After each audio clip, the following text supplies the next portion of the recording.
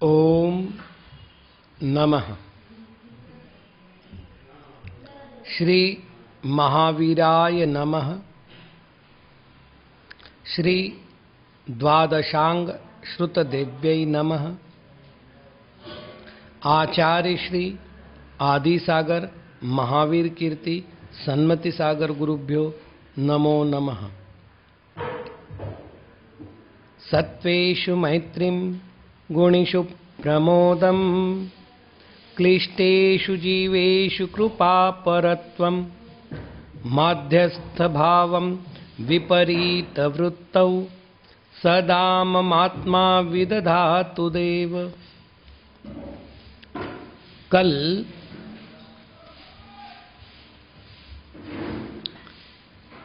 एक पाठ आया था,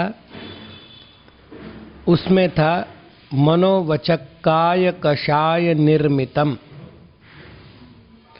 प्रश्न आया है कि शब्दशः अर्थ होता है मन वचन काय और कषाय, इनसे निर्मित।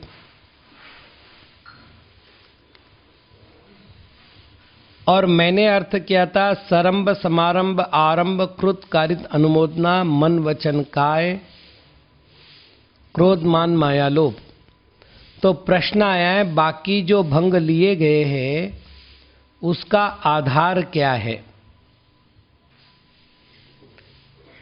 इसका समाधान ये है कि सामान्य रूप से मन वचन काय ये तीन ही आधार होते हैं पाप अथवा पुण्य के। जब जीवाधिकरण की चर्चा होती है तो इसके मुख्य चार भेद हैं। सरंभ समारंभ आरंभ त्रिक, कृत कारित अनुमोदना त्रिक, मन वचन काय त्रिक और क्रोध मान माया लोभ चतुष्क।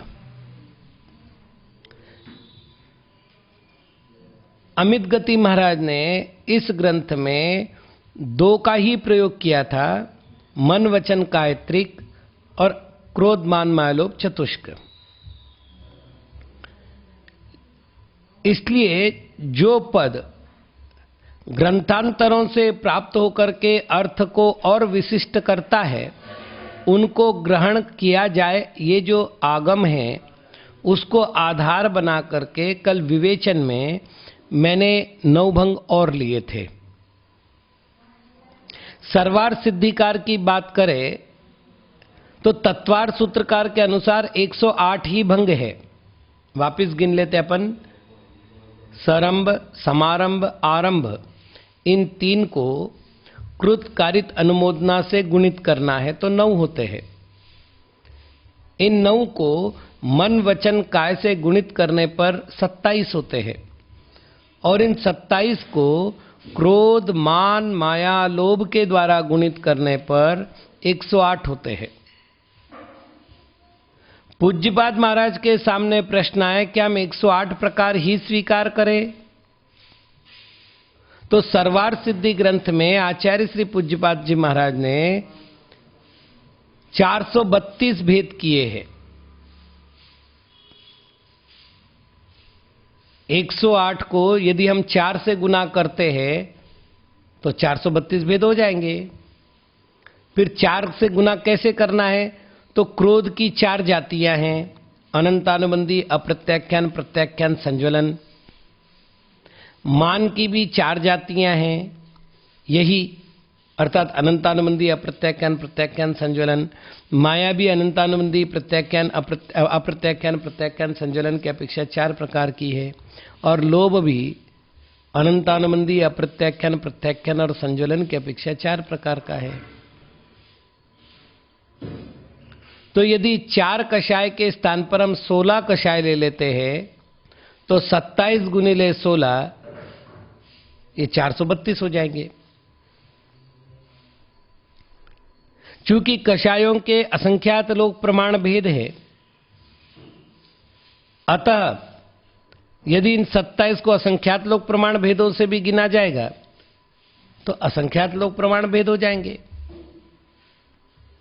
भेद इतने ही होने चाहिए ऐसा नियामक नहीं है। सामान्य रूप से संग्रह जाति का मतलब जातिगत संग्रह करते हुए संग्रहणय से कुछ विशिष्ट भेद बताए जाते हैं। तो केवल 4 भेद करूं तो चल जाएगा। सरंबादिक 3, कृतादिक 3, मनादिक 3 और क्रोधादिक 4 ही भेद हुए। अवान्तर भेदों को हम अपनी सुविधा के अनुसार ग्रहण कर सकते हैं। चूंकि तत्वार्थ सूत्र आगम ग्रंथ है और जीवादिकरण के उसमें 108 भेद गिनाए गए। सर्वार्थ सिद्धि तत्वार्थ सूत्र के आधार पर लिखा गया टीका ग्रंथ है, उसमें 108 के स्थान पर 432 भेद लिखे गए। तो उनका भी संग्रह हो जाए इस उद्देश्य से कर लिया था। अन्यथा श्लोक के अनुसार तो मनोवचक काय कषाय निर्मितम, इसका अर्थ मन वचन काय और कषाय इनके द्वारा निर्मित भव दुख के कारणभूत जो पाप है मैं उनका विनाश करता हूं, ऐसा अर्थ किया जाना चाहिए। आज हम बढ़ते हैं 8वें पद्य की ओर और प्रतिक्रमण की चर्चा करते हैं। अतिक्रमम यद्विमतिर्व्यतिक्रमम जिनातिचारम सुचरित्र कर्मणः व्यधामनाचारमपि प्रमादतः प्रतिक्रमम तस्य करोमि शुद्धये। हे जिनेन्द्र देव, मैंने सुचरित्र कर्मणः श्रेष्ठ चारित्र के अनुष्ठान में विमते दुर्बुद्धि से अथवा प्रमादतः प्रमाद से यह जो अतिक्रम व्यतिक्रमम व्यतिक्रम अतिचारम अतिचार अपि और अनाचारम अनाचार व्यधाम किया है, तस्य उसकी शुद्धि के लिए अहम मैं प्रतिक्रमण करोमि करता हूं।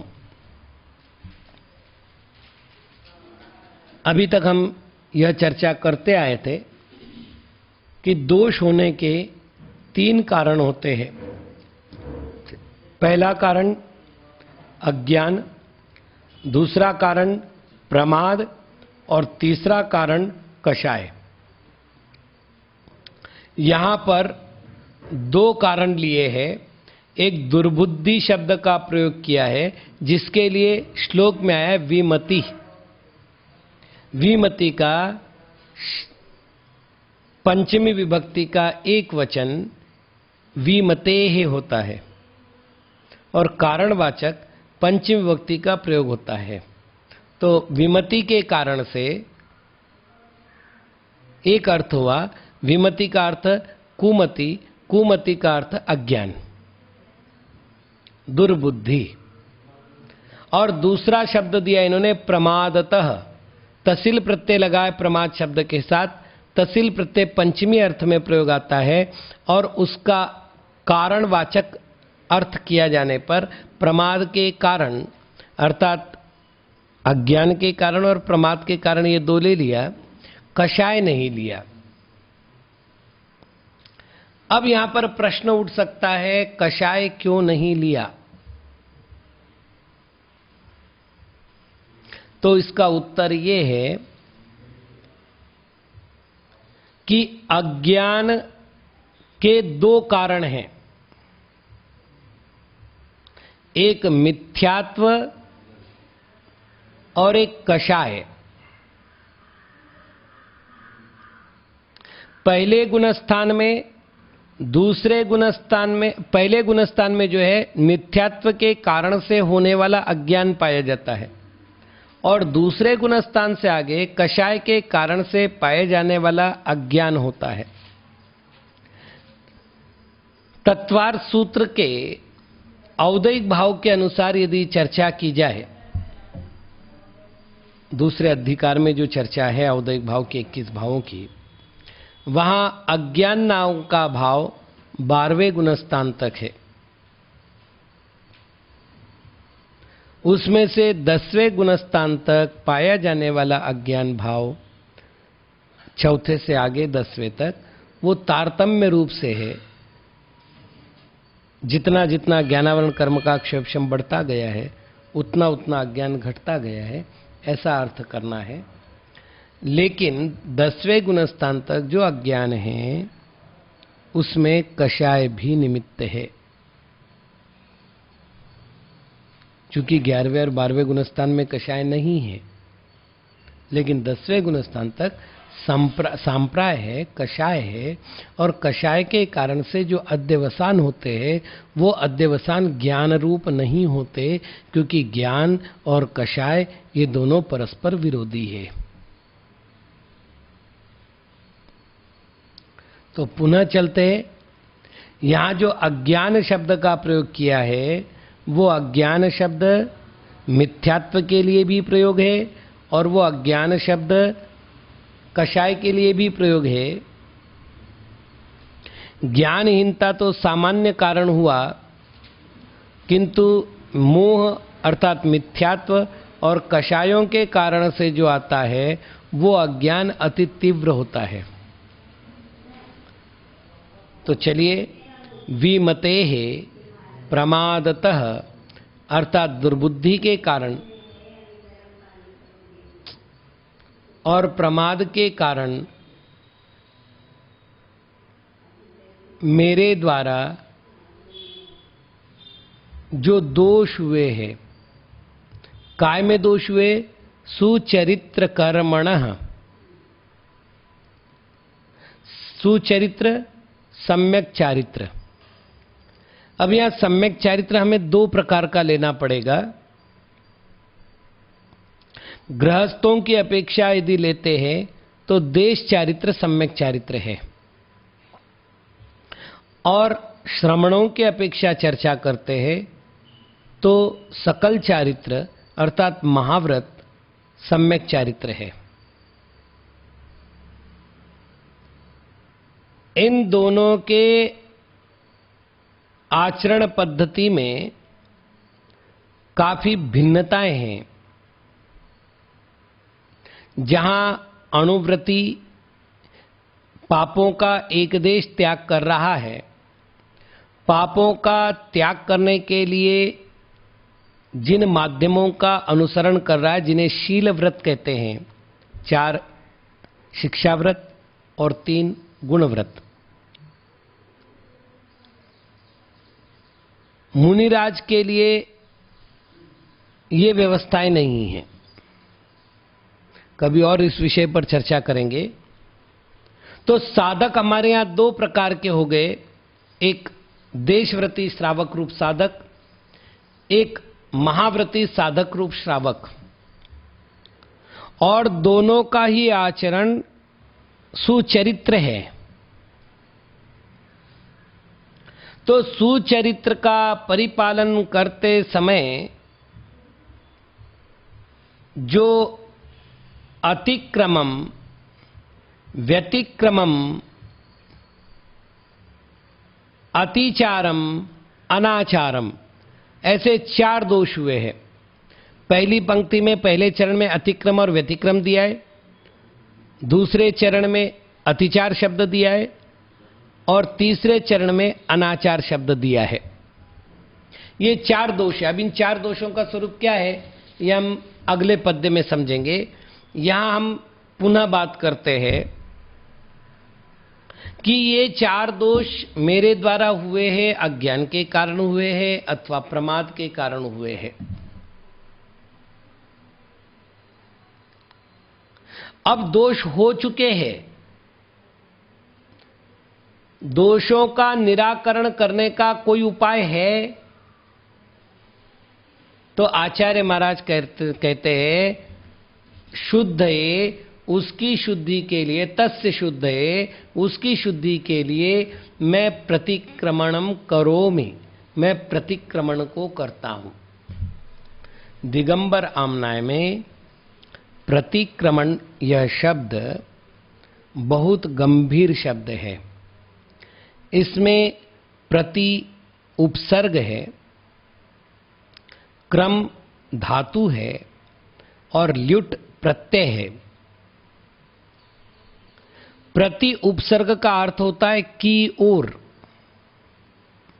अथवा विरुद्ध।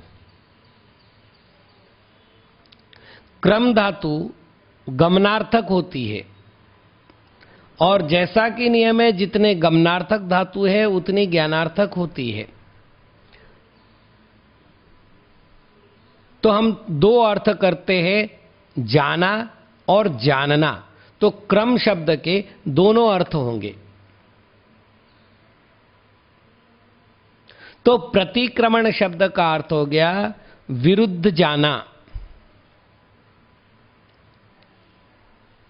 जब प्रमाद जगा, जब कषायों का उदय हुआ, जब अज्ञान की प्रवृत्ति आरंभ हुई, तब आत्मा अपनी आत्मा की ओर से विषयों की ओर गया।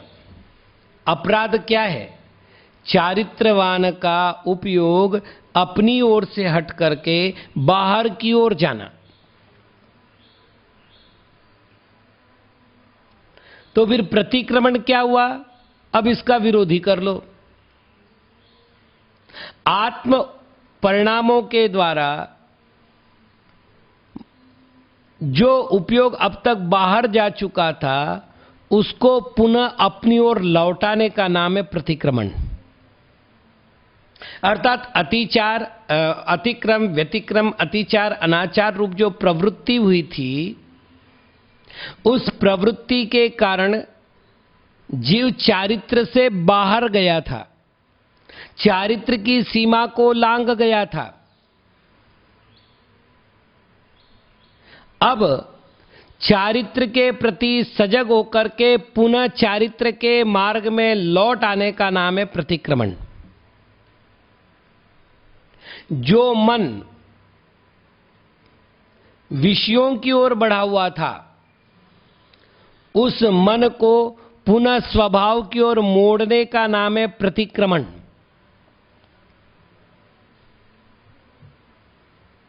और आगे बढ़ते अपन। प्रतिक्रमण की परिभाषा किए, प्रतिक्रम्यते प्रमादकृत दैवसिकादि दोषो निराक्रियते अनेनेति प्रतिक्रमणम।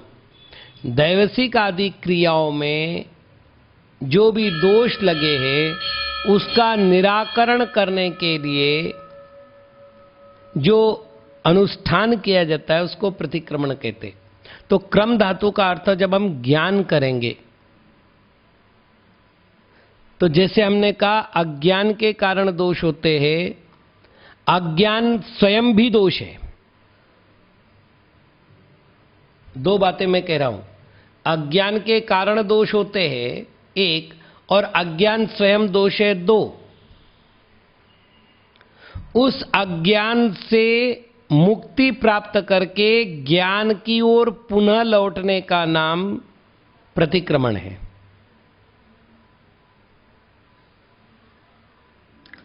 तो मन का जो गमन विषयों की ओर हुआ था उससे पुनः लौटने का नाम प्रतिक्रमण, ये गमन अर्थ हमने किया था। और अज्ञान में जो प्रवृत्ति हो रही थी, अब अज्ञान यहां सभी दोषों का प्रतिनिधि बना करके हम एक शब्द का प्रयोग कर रहे हैं। प्रमाद भी अज्ञान के कारण से उत्पन्न हो रहा है, कषाय भी अज्ञान के कारण से उत्पन्न हो रही है।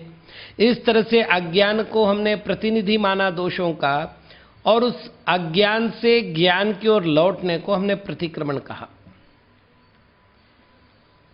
समय सार में आचार्य अमृतचंद्र महाराज की टीका में ज्ञान को ही प्रतिक्रमण, ज्ञान को ही प्रत्याख्यान, ज्ञान को ही आलोचना इत्यादि जितने अनुष्ठान हैं उनमें ज्ञान को ही उस अनुष्ठान का नाम दे दिया है। क्यों? क्योंकि ज्ञान आत्मा का स्वभाव है। जब आत्मा स्वभाव में रहेगा तो स्वभाव में कभी दोष नहीं होते, विभाव में दोष होते हैं। विभाव स्वयं दोष है।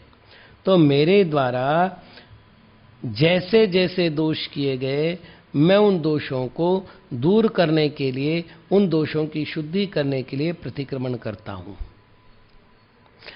इसके लिए व्यवहार जगत में देखते हैं तो कपड़े जब मलिन हो जाते हैं तो साबुन, सोडा आदि करके कपड़े को स्वच्छ कर दिया जाता है।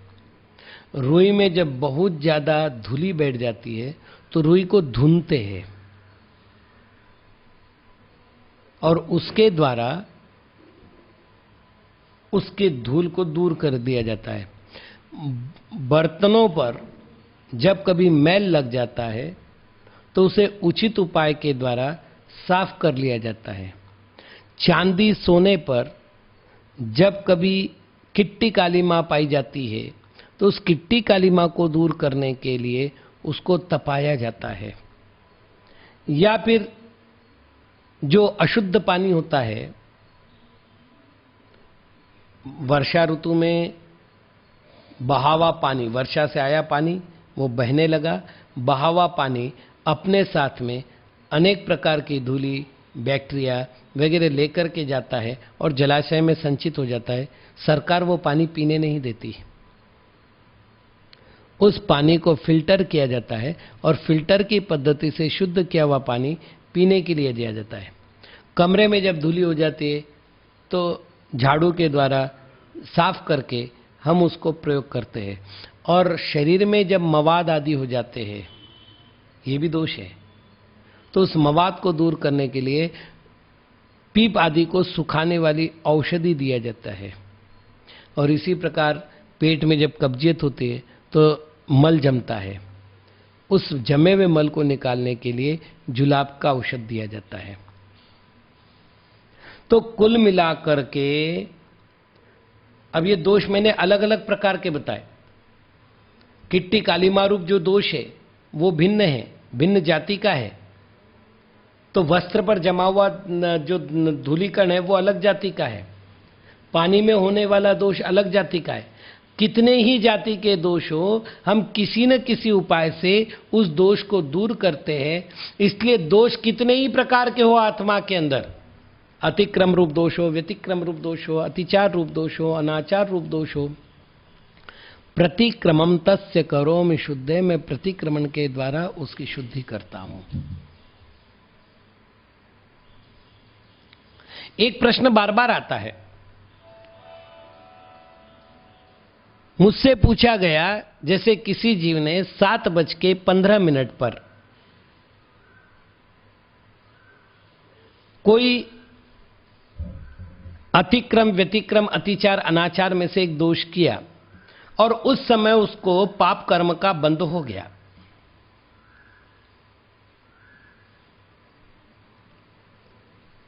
पाप करने के बाद वो किसी गुरु चरणों में गया,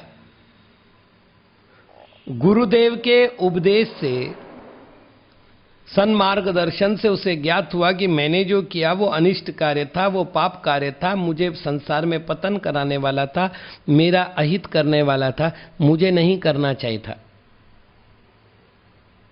और मान लेते कि उसने 7:30 बजे प्रतिक्रमण किया, तो क्या 7:15 बजे जो कर्म बंधा हुआ था वो नष्ट हो जाएगा? क्योंकि यहां तो कह रहे प्रतिक्रमम तस्य करोमि शुद्धे।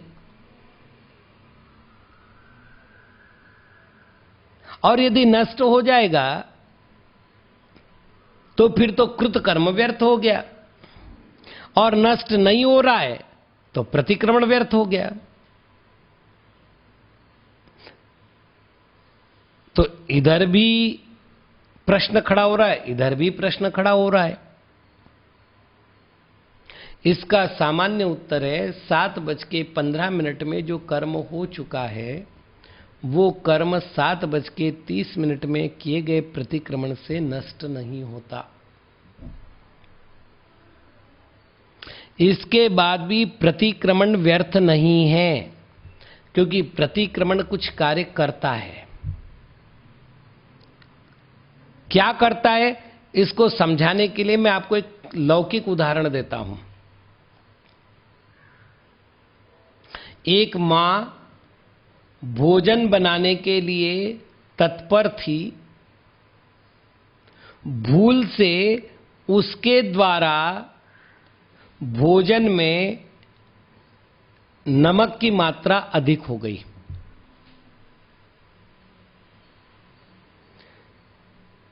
इस कक्षा में बहुत सी माताएं बैठी है, कोई भी बता दे क्या नमक की मात्रा अधिक होने पर उन्होंने सब्जी में से नमक वापस निकाल लिया? क्यों? तो घुल मिल गया, उसको अलग नहीं किया जा सकता। हाँ, ये हो सकता है कि उसमें थोड़ी सी मिर्ची डालकर,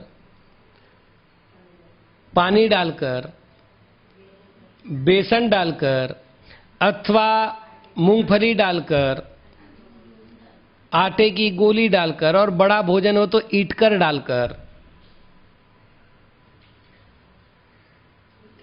ईट वो डाल करके उसकी नमक का जो प्रभाव है, उस नमक का, सब्जी में पड़े हुए नमक का जो प्रभाव है, उसको कम किया जा सकता है। आप देख लीजिएगा, जब मिष्टान्न दिया जाता है तो साथ में इलायची आदि दी जाती है, क्योंकि मिष्टान्न की जो गरिष्ठता है, जिसके कारण से निद्रा आने की संभावना है, उसको कम करने का कार्य उस इलायची के द्वारा संपन्न होगा। प्रायः करके भारत में भोजन के अंत में गृहस्थ सौंफ, सुपारी आदि का सेवन करते, वो इसी उद्देश्य से है कि भोजन में जो गरिष्ठता गई है, उस गरिष्ठता के कारण निद्रा आदि प्रमाद जगने है, उससे कम करने के लिए इनका सेवन किया जाता है। तो उसका जो असर था, उसका असर कम हुआ। जैसे उदाहरण के लिए किसी ने खूब ज्यादा मिठाई खा ली है,